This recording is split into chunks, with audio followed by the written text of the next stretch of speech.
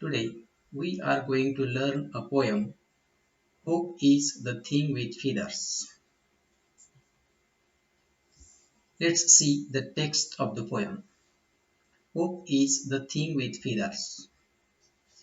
Hope is the thing with feathers that perches in the soul and sings the tune without the words and never stops at all.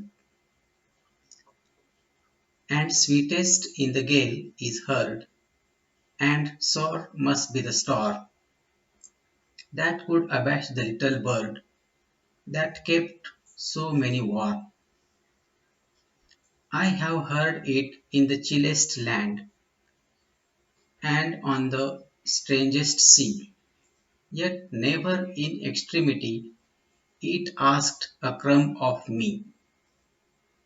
The name of the poetess is Emily Dickinson. Emily Dickinson was an American poetess born on December 10, 1830 and died on May 15, 1886. Let's see the poem in these regards. Explanation, title and its meaning, structure of the poem, new words, stanza-wise meaning, questions, and appreciation. Let's see the meaning of the title.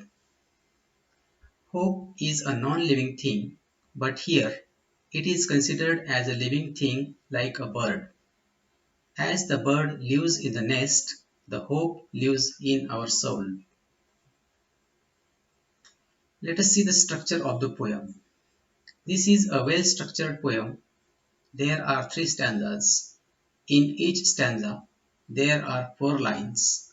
Rhyming words are used in this poem. Rhyme scheme used in the poem is ABCB. Now let's see some new words. Perch means alight or seat, विसावणे किंवा बसणे. Gale means very strong wind, भयानक वादळ. Storm means bad weather, wind and rain, तुफान किंवा वादळ. Sore means cause great pain, दुःखदायक, वेदनादायक. Abash make uneasy, restless, भांबावणे. Chillest lands, here it means difficult circumstances, अत्यंत white परिस्थिती. Extremity means the worst of the situations, सर्वात white प्रसंगात. Now let us see the meaning of the poem stanza wise. First stanza. Hope is a thing with feathers that perches in the soul and sings the tune without the words and never stops at all. See the meaning of this first stanza. Hope lives in our soul like a bird that lives in a nest, and this bird always sings the tune without words. It means we feel its presence though we do not hear the words. Its singing never stops. This means it always gives us the light, the ray of hopes. It always guides and inspires us. Hope म्हणजे आशा ही आपल्या आत्म्यामध्ये, मनामध्ये नेहमी अशा प्रकारे राहते की जणू एखादा पक्षी घरट्यात राहतो. म्हणजे आपले मन घरटे आणि आशा ही त्यात राहणारा पक्षी. हा पक्षी सतत काही ना काही गात असतो, गुणगुणत असतो. त्याचे अस्तित्व आपल्याला नेहमी जाणवत असते. त्याचं गुणगुणणं कधीही थांबत नाही. म्हणजे तो आपल्याला सतत आशेची किरण दाखवत असतो, आपल्याला प्रेरणा देत असतो. Second stanza.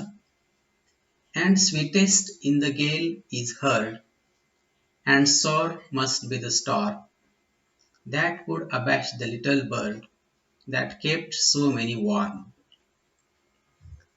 Now see the meaning of this stanza.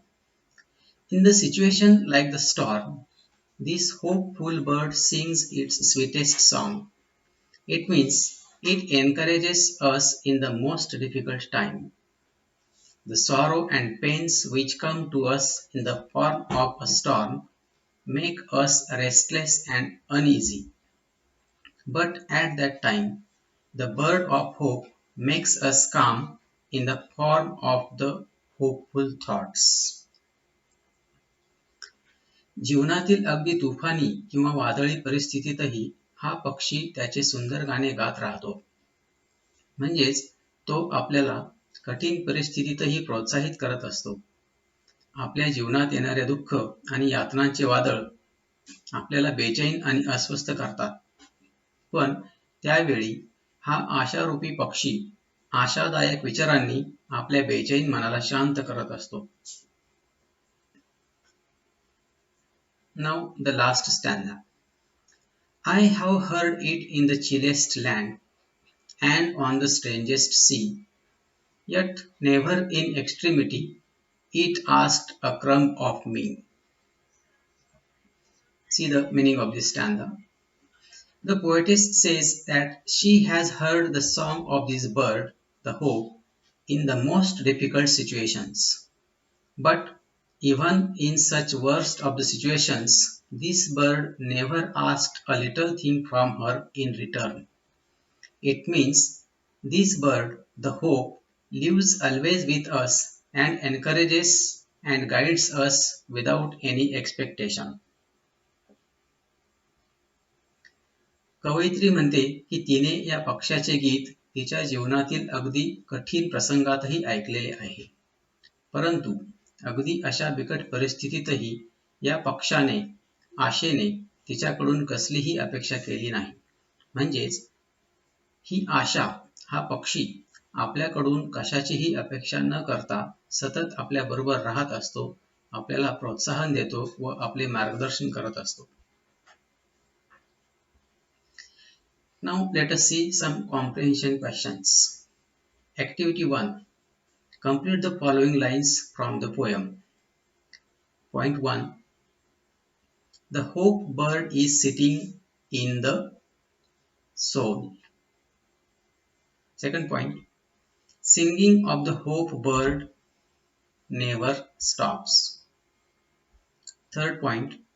The bird sings its sweetest song in a gale. Fourth point.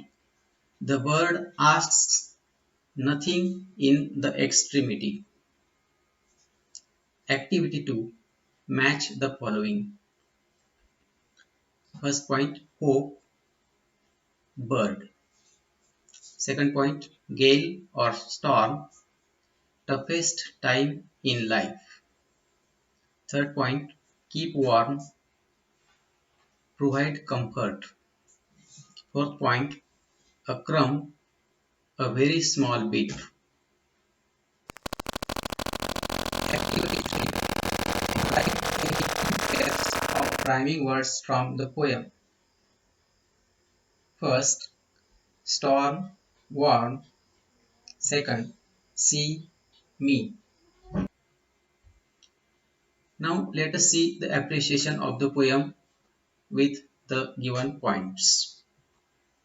First, title. The title of the poem is Hope is the Thing with Feathers. Second point, poet. The name of the poet or poetess is Emily Dickinson. Third point, rhyme scheme. The rhyme scheme used in this poem is ABCB. Next point, figure of speech. Personification.